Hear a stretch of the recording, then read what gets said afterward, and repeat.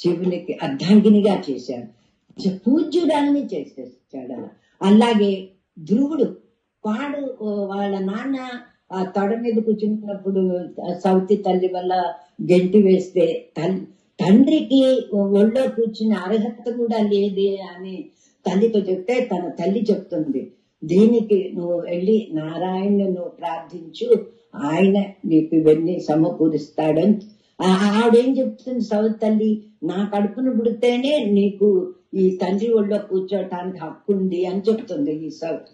కానీ సొంత తల్లి చెప్తుంది, నువ్వు దేవుణ్ణి నమ్ముకో, నీకేది కావాలన్నా ఇచ్చేది ఆయన, అందుకని నువ్వు ఆయన ఒడిలో ఉండాలంటూ చెప్తే అదే పట్టుకుని అడవికి వెళ్తాడు. చిన్న పిల్లాడు పెడితే అప్పుడు నారదుడు కనపడి, ఆయన సర్వాంతర్యామి భగవంతుడి యొక్క అవతారం. ఆయన భగవద్గీతలో 10వ అధ్యాయంలో ఆయన నేను నారద మునిని నేనేనన్నాడు. మునుల్లో నారద మునిని స్పెషల్ గా చెప్పాడు కృష్ణ పరమాత్మ.